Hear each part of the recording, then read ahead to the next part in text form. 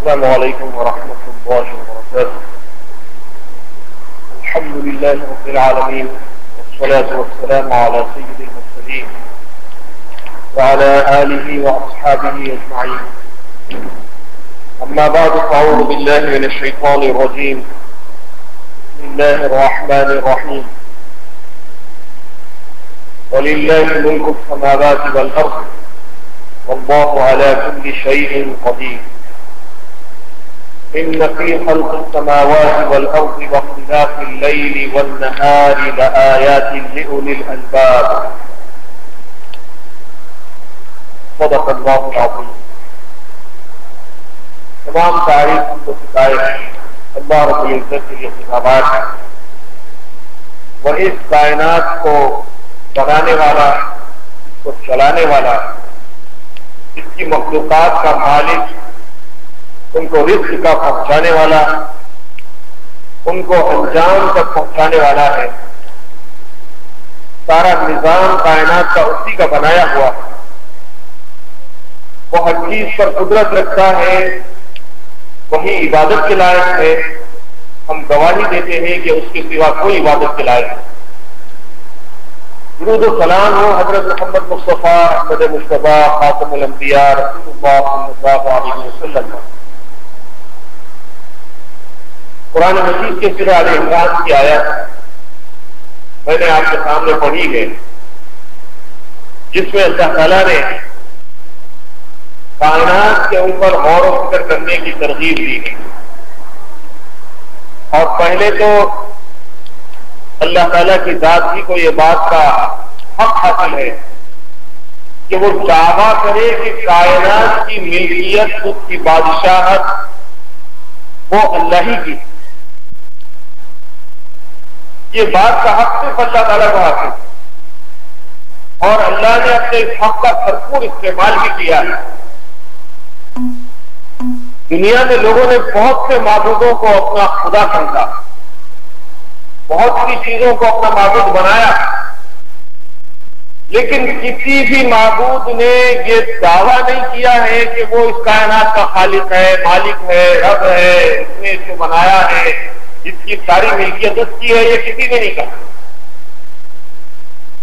کسی بھی مذہب کے ماننے والوں کے خداؤں کے بارے میں آپ غور کیجیے. پہلی بات تو یہ ہے کہ بعد میں لوگوں نے دوسری چیزوں کو اپنا خدا بنا لیا. جن کو خدا بنایا گیا انہوں نے خود تو خدائی کا دعویٰ نہیں کیا. ہاں، چند لوگ ایسے گزرے ضرور ہیں جنہوں نے خود بھی خدائی کا دعویٰ ضرور کیا، لیکن انہوں نے یہ دعویٰ نہیں کیا کہ وہ زمین اور آسمانوں کے مالک ہیں، زمین اور آسمانوں کے بنانے والے ہیں، چاند اور سورج کا نظام چلانے والے ہیں. اس کا دعویٰ کرنے سے انہوں نے بھی گریز کیا. جیسے فرعون تھا، نمرود تھا، انہوں نے خدائی کا دعویٰ ضرور کیا، لیکن جب وقت کے پیغمبروں نے ان کے سامنے دلیل پیش کی اور پوچھا کہ اگر تم خدا ہو تو کیا تم موت اور حیات کے بھی مالک ہو؟ ابراہیم علیہ السلام کے سامنے نمرود نے دو قیدیوں کو بلایا، ایک کو قتل کر دیا، ایک کو زندہ چھوڑ دیا، کہا کہ میں بھی موت و حیات کا مالک ہوں. ابراہیم علیہ السلام نے کہا کہ یہ تو کوئی بات نہیں ہوئی. میرا خدا تو وہ ہے جو سورج کو مشرق سے نکالتا ہے، مغرب میں غروب کرتا ہے. اگر تو بھی خدا ہے اور تیری قدرت سورج کے اوپر بھی چلتی ہے تو مجھے سورج کو مغرب سے طلوع کر کے بتا. تو مضبوط ہو گیا، لاجواب ہو گیا، اس کے پاس کوئی جواب نہیں تھا. یہی معاملہ فرعون کا ہے. حکومت کے اور اقتدار کے نشے میں اس نے خدائی کا دعویٰ تو کیا، لیکن کائنات کے بنانے اور اس کے مالک ہونے کا دعویٰ نہیں کر سکا. یہ حق صرف اللہ تعالیٰ کی ذات کو حاصل ہے، اور وہ فرما رہی ہے وَلِلَّهِ مُلْكُ السَّمَاوَاتِ وَالْأَرْضِ. زمین اور آسمانوں کی بادشاہت اللہ کے لیے. وَهُوَ عَلَى كُلِّ شَيْءٍ قَدِيرٌ. اور وہ ہر چیز کی قدرت رکھتا ہے. إِنَّ فِي خَلْقِ السَّمَاوَاتِ وَالْأَرْضِ وَاخْتِلَافِ اللَّيْلِ وَالنَّهَارِ لَآيَاتٍ لِأُولِي الْأَلْبَابِ. بے شک جو لوگ زمین اور آسمان کی تخلیق میں، دن اور رات کے آنے جانے میں غور و فکر کرتے ہیں، تو اس کے اندر عقل رکھنے والوں کے لیے بڑی بڑی نشانی ہے۔ یہ عقل رکھنے والے کون ہیں؟ ہر انسان کو اللہ تعالیٰ نے عقل کی دولت سے نوازا، کم یا زیادہ درجے کی عقل تو ہر ایک کو حاصل ہے، یہاں تک کہ ریسرچ کرنے والوں کا دعویٰ ہے کہ انسان ہی نہیں، جانوروں میں بھی عقل و ادراک موجود ہے، شجر و حجر میں بھی عقل و ادراک موجود ہے، اور کیڑوں مکوڑوں میں بھی عقل و ادراک موجود ہے۔ لیکن جب اولی الالباب کا ذکر آتا ہے تو وہ لوگ جو غور کرتے ہیں، فکر کرتے ہیں، معلومات حاصل کرنے کی کوشش کرتے ہیں، ریسرچ کرتے ہیں، تحقیق کرتے ہیں، کسی معاملے کی تہ تک پہنچنے کی بھرپور کوشش کر لیتے ہیں، وہ دراصل اولو الالباب ہے۔ جب انسان اس کائنات کے رنگ و بو میں، اس کی رنگینیوں میں، اس کی تخلیق میں، اس کے نظام میں غور و فکر کرنے لگتا ہے تو خالق کائنات کے راز آئے سربستہ اس کے سامنے کھلتے چلے جاتے ہیں، کھلتے چلے جاتے ہیں۔ اور انسان چاہے کتنا ہی غور و فکر کرے، تدبر کرے، عقل کے گھوڑے دوڑائے، فلاسفر بن جائے، سائنٹسٹ بن جائے، ریسرچ اسکالر بن جائے، وہ ساری دنیا کے غور و فکر کرنے والے انسان کی تمام تحقیقات جہاں جا کر ختم ہو جاتی ہے، اس کے بعد سے پیغمبری اور نبوت کا آغاز ہوتا ہے۔ اور وہ سارے انسان جو غور و فکر کر کے کائنات کے راز کو معلوم کرنے کی کوشش میں برسوں لگا دیتے ہیں، زندگیاں سب کر دیتے ہیں، کروڑوں کروڑ کا سرمایہ لگا دیتے ہیں، جس کے لیے دنیا کی ہزاروں لیبارٹریز کام کرتی ہے، سائنسداں کام کرتے ہیں، اور ہزاروں سال کی تحقیقات کے بعد ایک چھوٹا سا راز انسان کو جب معلوم ہو جاتا ہے تو وہ اپنے معلوم کردہ راز کے اوپر بہت اترانے لگتا ہے، بہت اس کو ناز ہو جاتا ہے، اور دنیا بھر میں اس کا چرچا ہونے لگتا ہے۔ لیکن اللہ کے جو پیغمبر ہوتے ہیں، جو رسول ہوتے ہیں، ان کے پاس آسمانوں سے وحی آتی ہے، اللہ کا کلام ان کے اوپر نازل ہوتا ہے، تو وہ کائنات کے ایسے ایسے رازوں کا افشا کرنے لگ جاتے ہیں جس کے بارے میں انسان کبھی سوچ بھی نہیں سکتا، اور غور و فکر اور تحقیقات کرتے کرتے سینکڑوں ہزاروں برس کا سفر طے کرنے کے بعد تو ایک معمولی سی بات اس کو معلوم ہو سکتی ہے، لیکن ان تمام رازوں کو اللہ کے پیغمبر دنیا کے سامنے پیش کر چکے ہوتے۔ ہمارا مسلمان، ہمارے پاس قرآن مجید موجود ہے، پیغمبروں کی تعلیمات ہمارے پاس موجود ہیں، ہم کو یہ بات اچھی طرح سے معلوم ہے کہ کائنات کا پیدا کرنے والا وہ اکیلا اللہ ہے، کوئی اس کا شریک نہیں۔ اس نے اپنی قدرت سے اس کائنات کو وجود بخشا ہے، اور ہر چیز وہی پیدا کرتا ہے، اس کے سوا کوئی پیدا کرنا نہیں جانتا۔ تخلیق کا عمل کسی سے ہو نہیں سکتا، وہی خالق ہے، بلکہ اللہ خود عظیم ہے، سب سے زیادہ پیدا کرنے والا۔ حاضرین کرام، آپ میری گفتگو کا اشارہ سمجھ چکے ہوں گے کہ دنیا میں سائنٹسٹ کام کر رہے ہیں، ریسرچ ہو رہا ہے، مختلف میدانوں میں ہو رہا ہے، اور سائنٹسٹ اپنے ریسرچ کے ذریعے سے نئی نئی معلومات حاصل کر رہے ہیں، اور انہی کی معلومات کے نتیجے میں دنیا میں نئی نئی چیزیں وجود میں آ رہی ہیں، اور انسان ترقی کرتے کرتے روزانہ اتنا تیزی کے ساتھ زندگی کے دور میں آگے بڑھتا جا رہا ہے کہ پچھلی تاریخ انسانیت بہت پیچھے ہم کو نظر آتی ہے۔ کل ہی کی بات ہے کہ اخبارات میں آپ نے بڑی بڑی شاہکوفیوں کے ساتھ، بڑی بڑی ہیڈنگز کے ساتھ، اور ٹی وی کے چینلوں کے اوپر یہ نیوز دیکھی اور سنی ہوگی کہ سائنسدانوں نے کائنات کی تخلیق کا راز معلوم کر لیا۔ یہ کائنات کیسے وجود میں آئی؟ پہلے جو تصور تھا کہ ایک بگ بینگ تھیوری تھی، ایک زبردست دھماکہ ہوا، اور اس کے نتیجے میں کائنات وجود میں آ گئی، زمین بنی، آسمان بنے، ستارے بنے، سیارے بنے، چاند بنا، سورج بنا، اور پھر اس کے بعد ہزاروں سال کے دور کے گزرتے گزرتے زمین کے اندر جو گرمی تھی وہ کم ہوتی چلی گئی۔ یہ صرف پانی تھا، پھر اس کے بعد پانی کا لیول کم ہوتا گیا، اس کے اندر لینڈ ماسز بننے لگے، اور پھر ابھی بھی زمین کا ایک بڑا حصہ پانی کے اندر ڈوبا ہوا۔ پھر اس کے اندر مختلف چیزیں وجود میں آنے لگی، کئی جانور آئے، بڑے بڑے بے ہوکل جانور دنیا میں آئے اور زمانے نے ان کو بھی ختم کر دیا، ان کی نسلوں کا خاتمہ ہو. اور اسی جانوروں کی دوڑ میں انسان نے بھی اپنا وجود حاصل کیا. اور وہ پہلے تو بہت ناشائستہ تھا، اس کو کوئی کلچر نہیں تھا، کوئی تہذیب نہیں تھی، وہ بھی دوسرے جانوروں کی طرح جنگلوں میں رہتا تھا، نہ اس کے پاس لباس تھا، نہ مکان تھا، نہ کھانے پینے کا سلیقہ تھا. پھر آہستہ آہستہ اس کے اندر تہذیب آئی، سلیقہ آیا، اور ترقی کرتے کرتے انسان اس لیول پہ ہے جس پر میں اور آپ زندگی گزار رہے ہیں. یہ انسان کی سوچ ہے، یہ فکر ہے، یہ اس کا اپنا ماننا ہے، یہ اس کے اپنے عقل کی سوچ اور فکر ہے. لیکن قرآن مجید نے صاف طور پر فرما دیا کہ ہم نے انسان کو پیدا اور اس کے لیے زمین میں اس کی تمام ضرورتیں رکھی. بے شمار اللہ کی نشانیاں ہیں جس کو وہ استعمال کرتا ہے، غور و فکر کرتا ہے. جب انسان غور و فکر کرتا ہے اس کے سامنے اللہ کی قدرت کی نشانیاں کھلتی چلی جاتی ہیں تو وہ کیا کرنے لگتا ہے؟ الذين يذكرون الله قياما وقعودا وعلى جنوبهم ويتفكرون في خلق السماوات والارض ربنا ما خلقت هذا باطلا. وہ اللہ کو اٹھتے بیٹھتے اپنی کروٹوں کو بدلتے ہوئے یاد کرتا ہے اور زمین اور آسمان کی تخلیق کے اندر غور کرتا ہے تو اس کی زبان سے بے ساختہ نکلتا ہے ربنا ما خلقت هذا باطلا.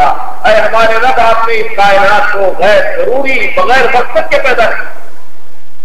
فقنا عذاب النار، اور ہمارے رب ہم کو جہنم کی آگ سے نجات دے دیجیے. ربنا انک من تدخل النار فقد اخزیتہ، اے ہمارے رب جس کسی کو آپ نے جہنم میں داخل کر دیا تو وہ بہت نامراد ہو گئی. وما للظالمین من انصار، اور جو ظالم ہے، گناہگار ہیں، حقائق کو دیکھ کر اپنی آنکھوں کو بند کر لیتے ہیں، ان کا کوئی مدد کرنے والا نہیں. ربنا اننا سمعنا منادیا ینادی للایمان، اے ہمارے رب ہم نے ایمان کے بارے میں پکارنے والے کی پکار سنی، فآمنا، اور ہم ایمان لے آئے. ربنا فاغفر لنا ذنوبنا وكفر عنا سيئاتنا وتوفنا مع الابرار، اے ہمارے رب ہمارے گناہوں کو معاف کر، ہمارے گناہوں کو ختم کروا دے، ان کا کفارہ کر دے اور ہماری نافرمانیوں سے درگزر فرما. یہ دعائیں ہیں اور اللہ سے اس کے عذاب سے اللہ کی پناہ مانگی گئی ہے. یہ نتیجہ اگر نکلتا ہے تحقیق کا، ریسرچ کا اور فکر کا تو انسان کامیاب ہوتا ہے. اور اگر یہ نتیجہ انسان کی تحقیق کا نہیں نکلتا اور انسان تحقیق کر کے اللہ کی نشانیوں کو دیکھ کے سمجھ کے اس کو حاصل کر کے اس کو استعمال کر کے اس سے تمام فائدے اٹھا کر بھی اگر خدا کے قریب نہیں پہنچتا ہے تو وہ بڑا ظالم ہے. وہ اللہ کی قدرت کو اگر نہیں پہچانتا ہے تو وہ بڑا ظالم ہے. حاضرین کرام، سائنسدانوں نے تحقیقات کی اور بڑی لیبارٹریز قائم کی، 50 سال سے ایک ایک پروجیکٹ کے اوپر محنتیں کی، کروڑا کروڑ روپیہ اس کے اوپر خرچ کیا. 30 سائنٹسٹ اپنی توانائیوں کے ساتھ اس میں مصروف عمل رہے اور اس کے بعد پروٹونز کو آپس میں دوڑا کر ایک سرنگ بنائی گئی 27 کلومیٹر کی. پروٹونز کو اس کے اندر بڑی ہائی سپیڈ کے ساتھ دوڑایا گیا اور یہ اسٹڈی کی گئی کہ ایک سیکنڈ میں ایک پروٹون 27 کلومیٹر کی سرنگ کے اندر 27,000 چکر کاٹ رہا ہے ایک سیکنڈ کے اندر. اور جب دونوں کے اندر کولیجن ہوا، دونوں کے اندر تصادم ہوا، ٹکرا گئے تو دوڑنے والے پروٹون تو اس کے اندر سے جو چنگاری نکلی، بتایا گیا ہے کہ وہ چنگاری میں ایک ایسا پارٹیکل تھا جس نے ان پروٹونز کو ماس پرووائڈ کیا. ماسے کو انہوں نے کمیت عطا فرمائی اور اس ایک چھوٹے سے پارٹیکل کا نام انہوں نے، جیسے کہ اخبارات میں آیا ہے، گاڈ پارٹیکل کا نام دیا. یہ کوئی خدائی طاقت ہے جو اس لا حاصل پارٹیکل کے اندر، ایک ایسا ذرہ جس کے اندر کوئی طاقت نہیں تھی، قوت نہیں تھی، کمیت نہیں تھی، ماس نہیں تھا، اس کو ماس عطا کیا، اور وہ ماس دن بدن فروغ پاتا چلا جاتا ہے، بڑھتا چلا جاتا ہے، اور بڑھتے بڑھتے ایک بڑے ماس کی شکل اختیار کر لیتا ہے، جس کے نتیجے میں چھوٹے ماس سے بڑے ماس بنتے ہیں، کنکر بنتے ہیں، پتھر بنتے ہیں، پانی کے ذرات بنتے ہیں، اور زمین بنتی ہے، ستارے بنتے ہیں، سیارے بنتے ہیں، چاند اور سورج بنتے ہیں، آسمان اور زمین بنتے ہیں۔ یہ ہے دریا کہ یہ زمین اور آسمان آئے کہاں، کس نے اس کو وجود بخشا؟ کوئی ایسی طاقت ہے جو ایک سیکنڈ کے 1 ٹریلین حصے کے اندر آئی اور ذرات کو ماس دے کر چلی گئی۔ یہ عجیب و غریب تحقیق ہے۔ ظاہر ہے کہ ہر انسان کے لیے یہ بات سمجھنا بہت مشکل ہے۔ جو لوگ سائنس اور کم سے کم فزکس سے تعلق رکھتے ہیں وہ تھوڑا بہت سمجھ سکتے ہیں۔ تو یہ بات بتا رہی ہے کہ انہوں نے ایک ایسی چیز کو دریافت کر لیا ہے جو کائنات کے وجود کا راز دے سکتی ہے کہ یہ دنیا آئی کہاں سے۔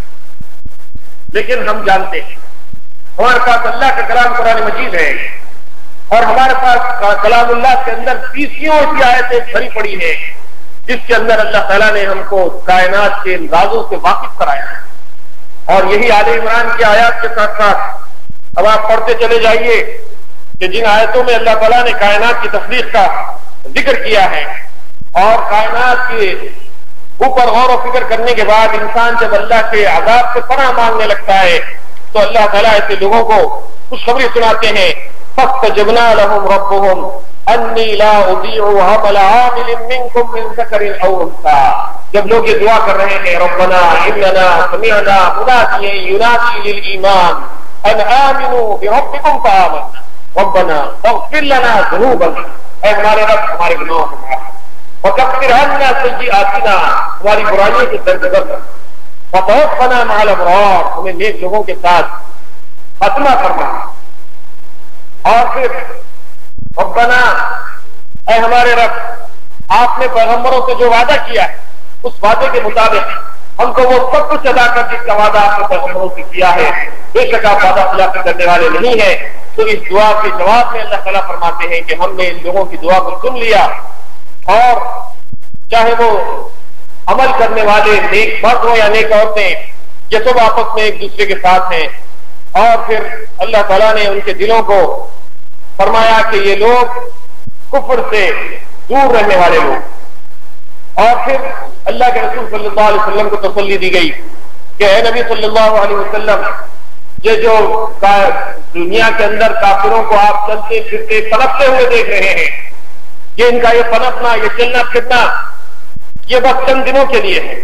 لا یغرنک تقلب الذین کفروا فی البلاد، زمین کے اندر، شہروں کے اندر کافروں کا چلنا پھرنا، ترقی کرنا، ہواؤں میں اڑنا، یہ آپ کو تعجب میں نہ ڈال دے۔ متاع قلیل، یہ چند دنوں کی متاع ہے، چند دن ان کو چلنے پھرنے دیجیے۔ ثم مأواہم جہنم وبئس المہاد، پھر اس کے بعد ان کو اللہ تعالیٰ جہنم نصیب کر دیں گے، اور وہ بہت برا ٹھکانہ ہے۔ پھر اللہ تعالیٰ نے ایک اور جگہ سورہ مومن میں کافروں کے چلنے پھرنے کو، اللہ کی آیات اور نشانیاں دیکھنے کے باوجود اس کو نہ ماننے کو اس طرح سے بیان کیا ہے، ما یجادل فی آیات اللہ الا الذین کفروا، اللہ کی نشانیوں کو، ان ریسرچز کو، اس کے نتائج کو، اللہ کی قدرت کو دیکھنے کے باوجود اگر یہ لوگ اللہ کو نہیں مانتے ہیں تو وہ دراصل کافر ہی، الا الذین کفروا، صرف کافر ہی ایسے ہیں جو اللہ کی نشانیوں کو دیکھنے کے باوجود اس کا انکار کرتے ہیں۔ فلا یغرنک تقلب الذین کفروا فی البلاد، زمین میں اور شہروں میں ان کا چلنا پھرنا آپ کو تعجب میں نہ ڈالے، ان قریب ان کا خاتمہ ہونے والا ہے۔ حاضرین کرام، اس طرح سے اللہ تعالیٰ نے اپنے پاک کلام میں بے شمار آیتوں کے اندر اپنی کائنات کی نشانیوں کو اور اس کے رازوں کو فاش کر کے، صاف کر کے، کھول کھول کے بیان کیا ہے۔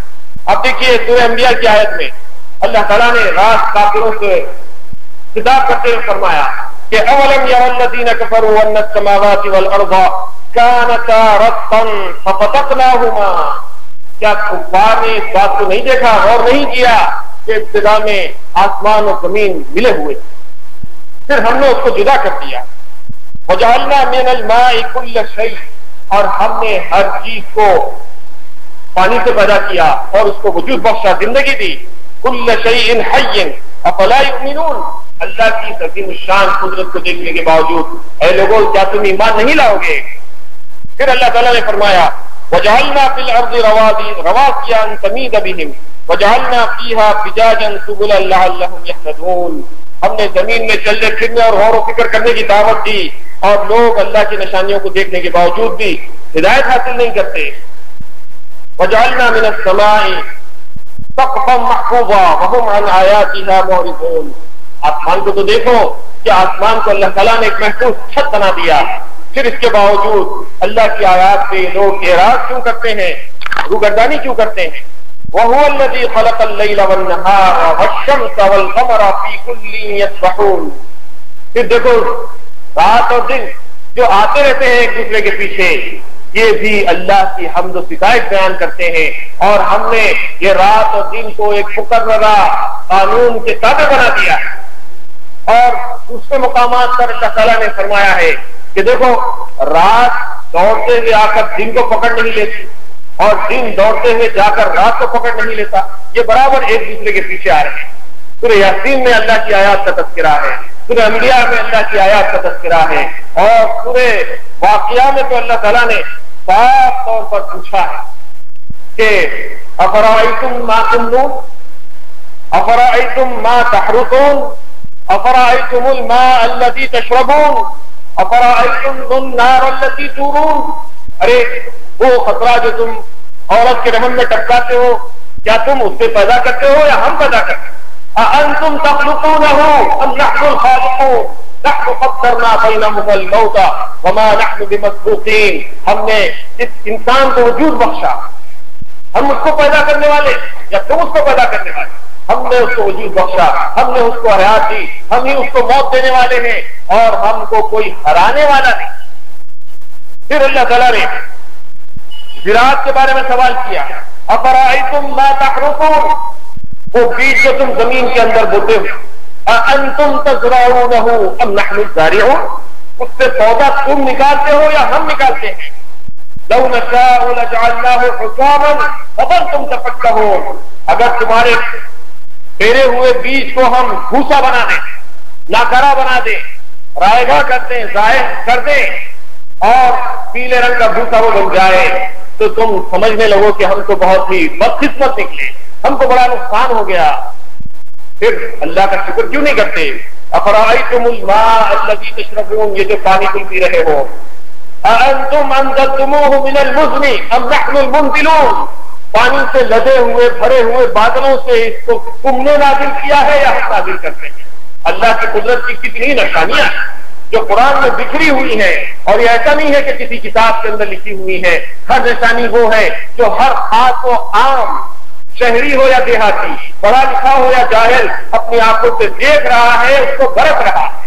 اللہ تعالیٰ نے جگہ جگہ انسان کو ہوش میں لانے کے لیے اپنی نشانیوں کا تذکرہ کیا اور یاد دلایا افرأیتم ما تمنون افرأیتم ما تحرثون افرأیتم الماء الذی تشربون اانتم انزلتموہ من المزن ام نحن المنزلون لو نشاء جعلناه اجاجا ولولا تشکرون. اگر ہم اس کو زمین کی تہوں کے اندر غائب کر دیں تو پھر تم تلاش کرتے کرتے تھک جاؤ اور ناکام ہو جاؤ. یا ہم اس پانی کو کھارا بنا دیں تو کون ہے جو تمہارے لیے میٹھا پانی مہیا کرے؟ آج دنیا میں اتنی ترقی ہونے کے باوجود کئی مرتبہ ایسے واقعات پیش آتے ہیں کہ ابر آیا ہوا ہے، بادل سروں پر منڈلا رہے ہیں، ہوا ان کو لے کر اڑتی چلی جا رہی ہے، کسان لے کے اس کو دیکھ کر دعائیں کر رہے ہیں اور تمنائیں کر رہے ہیں. للچائی ہوئی نگاہوں سے انسان اور جانور آسمان کی طرف بادلوں کو دیکھ رہے ہیں کہ بادل آئے ہیں، برس جائیں گے، پانی ہم کو ملے گا، چارہ ہمارے لیے تیار ہو جائے گا. لیکن بادل ہے کہ اڑتے چلے جاتے ہیں. ایسا موسم بھی آتا ہے کہ بادل آ رہے ہیں، جا رہے ہیں، لیکن ایک قطرہ اوپر سے آسمان سے ٹپکنے کے لیے تیار نہیں ہے. صحت خالی ہو جاتی ہے، زمین خشک ہو جاتی ہے، انسان اور جانور چارے اور پانی کے لیے ترس جاتے ہیں. دنیا کی ترقی یافتہ سائنس دیکھتی رہ جاتی ہے تماشے، لیکن کسی میں مجال نہیں ہے کہ اڑتے ہوئے ابر سے ایک پانی کا قطرہ بھی نچوڑ کر لا دیں. اَأَنْتُمْ أَنزَلْتُمُوهُ مِنَ الْمُزْنِ أَمْ نَحْنُ الْمُنزِلُونَ. ہم چاہیں تو برسائیں تم اس کو برسانے پر قدرت نہیں رکھتے. اسی طرح سے اللہ تعالیٰ نے فرمایا افرأیتم النار التی تورون، اس آگ کو تو دیکھو، یہ آگ تم پیدا کرتے ہو یا ہم پیدا کرتے ہیں. اانتم انشأتم شجرتها ام نحن المنشئون، اس درخت کو تم نے پیدا کیا ہے یا ہم نے وجود بخشا ہے. پرانے زمانے میں یہ سائنسی ترقیات جب نہیں تھی تو درختوں کے دو ڈالیوں کو آپس میں رگڑ کے آگ پیدا کی جاتی تھی، اور اسی آگ سے انسان گرمی بھی حاصل کرتا تھا، اور اسی آگ سے انسان روشنی بھی حاصل کرتا تھا. اور پھر مسافر جب ہوتا تھا تو جنگل کی ڈالیوں کو جمع کر کے اس کو رگڑ کے اسی کو جلا کے اپنے لیے ضروریات پوری کرتا تھا. اللہ تعالیٰ نے اس چیز کو یاد دلایا ہے کہ اے انسان سے ذرا غور کرو. أأنتم أنشأتم شجرتها أم نحن المنشئون لو نشاء جعلناه لو نشاء، ہم اس ڈالیوں کو اگر بھوسا بناتے ہیں، اس کو ختم کرتے ہیں، اس کو سکھا دیں، تو پھر تم یہ آگ اور اس کی ڈالیاں کہاں سے لاؤ؟ حاضرین کرام، اسی طرح سے اللہ تعالیٰ نے سورہ ملک میں فرمایا الذی خلق سبع سماوات طباقا ما ترى في خلق الرحمن من تفاوت، اسی اللہ نے آسمانوں کو ایک کے اوپر ایک، پرت در پرت، لیئر با لیئر ایک دوسرے کے اوپر 7 آسمان بنا دی. ما ترى في خلق الرحمن من تفاوت، اللہ کی تخلیق کے اندر تم کوئی ٹیڑھا پن نہیں پاؤ گے. ایسی صنائی، ایسی انجینئرنگ، ایسی اللہ تعالیٰ کی طرف سے بناوٹیں تمہارے سامنے آ رہی ہیں کہ جس کے لیے نہ زمین کے ساتھ کوئی پلر ہے، نہ سپورٹ ہے، نہ آسمان میں کسی قسم کے کریکس ہیں، نہ اس کی فنیشنگ میں کسی قسم کی کمی ہے. پھر اے لوگوں، تم اپنی نظروں کو آسمان کی طرف دوڑاؤ، اور ایک بار نہیں بار بار دوڑاؤ، تمہاری نظر واپس پلٹ پلٹ کے آئے گی، لیکن اللہ کی تخلیق کے اندر کسی قسم کی کمی نہیں پائے گی. ما ترى في خلق الرحمن من تفاوت فارجع البصر هل ترى من فطور، کیا تم اللہ کی بنائی ہوئی چیزوں کے اندر کسی قسم کی کوئی کمی محسوس کرو گے؟ اللہ نے ہر چیز کو پرفیکٹ بنا دیا. یہ اللہ کی قدرت کی نشانیاں قرآن کریم میں جگہ جگہ گزری ہوئی ہم کو ملتی ہیں، اور ہم دیکھتے ہیں کہ اللہ تعالیٰ نے سورہ یاسین کے اندر فرمایا ہے کہ دیکھو اللہ تعالیٰ ہر چیز کو پیدا کرتا ہے. الذی جعل لکم الشجر اخضر نارا، جو ڈالی درخت کی ہری بھری ہے، تازہ ہے، اس کے اندر سے پانی نکل رہا ہے، لیکن اسی پانی والی ڈالی کے اندر سے اللہ تعالیٰ آگ پیدا کرتا ہے. بلا وهو الخلاق العلیم، ایسی قدرت کی نشانیوں کو دیکھ کر سمجھ لو کہ وہ بہت بہترین پیدا کرنے والا ہے، سب سے زیادہ پیدا کرنے والا ہے. وهو الخلاق العلیم انما امره اذا اراد شيئا ان يقول له كن فيكون. اس کی قدرت کا حال یہ ہے کہ جب وہ کوئی چیز کو پیدا کرنے کی ٹھان لیتا ہے تو اس کے لیے نہ را مٹیریل کی ضرورت ہے، نہ پروگرامنگ کی ضرورت ہے، نہ ورک شاپ کی ضرورت ہے، نہ سیمینار کی ضرورت ہے، نہ ریسرچ کی ضرورت ہے، نہ را مٹیریل کی ضرورت ہے، کسی چیز کی ضرورت نہیں ہے، یہاں تک کہ اس کو ملائکہ کی بھی ضرورت نہیں ہے. انما امره اذا اراد شيئا ان يقول له كن فيكون، جب وہ کوئی چیز کے کرنے کا ارادہ کرتا ہے تو صرف فرما دیتا ہے کہ کن ہو جا، فیکون، تو وہ چیز ہو جاتی. فسبحان الذی بیدہ الملکوت، اتنی پاک ہے وہ ذات جس کی قبضہ قدرت کے اندر تمام قدرت کی چابیاں ہیں، تمام ملکیتیں. وہو بکل شیء علیم، اور وہ ہر چیز کا جاننے والا ہے. حاضرین کرام، ہم اللہ کے شکر گزار ہونا چاہیے کہ وہ کائنات کا ایک ایک چھوٹا چھوٹا راز، ایک ایک چھوٹا چھوٹا ذرہ، جس کے لیے کائنات کے بڑے بڑے مفکرین، فلاسفر، سائنسداں سرگرداں ہیں برسوں سے، اور کائنات کی خاک چھان رہے ہیں، ریسرچ کر رہے ہیں، تحقیقات کر رہے ہیں کہ کائنات کا یہ راز کیا ہے جو نقطہ وروں کو مل نہ سکا، فلسفیوں سے حل نہ ہوا. وہ راز کملی والے نے بتلا دیا چند اشاروں میں. یہ اللہ کا بڑا انعام ہے کہ ہم مسلمانوں کو اللہ تعالیٰ نے کائنات کے راز سے واقف کرا دیا. ابھی تو یہ دنیا اس ریسرچ میں ہے کہ کائنات کا وجود کیسے ہوا، لیکن ہم کو تو یہ معلوم ہے کہ کائنات کا وجود کیسے ہوا. زمین کیسے بنی، آسمان کیسے بنا، ستارے کیسے بنے، چاند اور سورج کیسے بنے، بارش کا نظام کون چلاتا ہے، انسان کو کون وجود بخشتا ہے، جانوروں کو چارہ کون مہیا کرتا ہے، جانوروں سے انسان کو فائدہ اٹھانے کی عقل کس نے دی ہے، ہم ان سب چیزوں سے واقف ہیں۔ ہم اس سے بھی واقف ہیں کہ ہم کو وجود بخشنے والا کون ہے، اور ہم اس سے بھی واقف ہیں کہ ہم مر جائیں گے، موت اور حیات کا مالک وہی ہے۔ الذی خلق الموت والحیات لیبلوکم ایکم احسن عملا، اسی نے موت اور حیات کو وجود بخشا ہے تاکہ دیکھیں کہ تم میں سے کون ہے جو بہترین عمل کرنے والا ہے۔ ہم کو اللہ کے رسول نے بتا دیا کہ موت اور حیات کا مالک، موت و حیات کا خالق وہ اللہ کی ذات ہے، تمہارا مالک اور خالق اللہ کی ذات ہے، کائنات کا خالق اور مالک اللہ کی ذات ہے، اور پھر تمہیں اس دنیا میں چند دنوں کے لیے رہنا ہے، اس کے بعد تمہیں موت آئے گی۔ اس کے بعد کا کیا ہوگا اس پر تو ابھی انسان نے ریسرچ بھی نہیں شروع کیا۔ زندگی کے بعد والے دور کے اوپر ابھی انسان کی نظر بھی نہیں گئی۔ وہ تو سمجھ رہا ہے کہ آدمی مر گیا، مٹی ہو گیا، ذرات کے اندر ذرات مل گئے، قصہ ختم ہو گیا، لیکن ہم کو معلوم ہے کہ ہم مر کر فنا ہونے والے نہیں ہیں۔ ہم کو یہاں سے جانے کے بعد دوبارہ زندہ کیا جائے گا، اللہ کے حضور پیش کیا جائے گا، قیامت آئے گی۔ جس رب نے اس کائنات کو، چاند اور سورج کو، سارے کائنات کے نظام کو وجود بخشا ہے، وہی اس بات کا حق رکھتا ہے کہ وہ اس کو ایک دن تباہ کر کے، برباد کر کے، چاند ختم ہو جائے، سورج ختم ہو جائے، زمین ختم ہو جائے، آسمان ختم ہو جائے، مخلوقات ساری مر جائیں، پھر دوبارہ اس کو زندہ کیا جائے، اور پھر ان سب کو دوبارہ زندہ کر کے اپنے سامنے حاضر کیا جائے، اور انسانوں کے تمام اعمال کا جو ریکارڈ اللہ نے محفوظ کیا ہے۔ ہم کو یہ بھی تحقیق ہے اور معلوم ہے، ہمارے پاس سائنٹسٹ کی ضرورت نہیں ہے، فلاسفہ کی ضرورت نہیں ہے، ہمارے نبی نے قرآن کے ذریعے سے ہم کو سب کچھ بتا دیا ہے کہ انسان کی زندگی کے بعد کیا ہونے والا ہے۔ وہ بھی دور سے ہم واقف ہیں، ہم اپنے ماضی سے واقف ہیں، ہم اپنے حال سے واقف ہیں، ہم اپنے مستقبل سے واقف ہیں۔ ہم کو بتا دیا گیا کہ اللہ کے حضور حاضر ہونا پڑے گا، کتاب و کتاب دینا پڑے گا، اعمال کی جزا و سزا ہوگی، اس کے بعد جزا اتنی اعلیٰ ترین ہوگی کہ جس کا کوئی تصور کسی انسانی دل و دماغ کے اوپر گزر نہیں سکتا۔ ایسی عالی شان جنتیں ہوں گی، اور جو اللہ کو ناراض کرے گا، نافرمان ہوگا، کافر ہوگا، مشرک ہوگا، گناہ گار ہوگا، اس کو اتنا بدترین عذاب دیا جائے گا کہ جس کا تصور کرنا دنیا کے اندر محال ہے۔ یہ ساری چیزیں ہم کو پہلے سے معلوم۔ اب شب برات میں بھی ہم اسی رب کے سامنے حاضر ہوتے ہیں، اپنے گناہوں کی معافی مانگا۔ رمضان کا مہینہ بھی ہمارے سامنے اسی لیے آتا ہے کہ ہم اپنے اس رب کے ساتھ اپنے رشتے کو مضبوط کر لیں، اسی رب سے ڈر کر زندگی گزاریں، اسی کے سامنے حاضر ہونے کا استعداد ہمارے اندر آ جائے۔ حاضرین کرام، ہم کو تو اللہ نے یہ ہدایت عطا فرما دی، ایمان کی دولت سے مالا مال کر دیا، قرآن کی دولت سے مالا مال کر دیا۔ قابل رحم ہے وہ ہستیاں جو دنیا میں بڑے بڑے تصورات کر کے کائنات کے چھوٹے چھوٹے راز کو معلوم کرنے کے لیے اپنے سروں کو جو ہے مار رہی ہیں اور کوشش کر رہی ہیں کہ ہم کو کچھ معلوم ہو جائے۔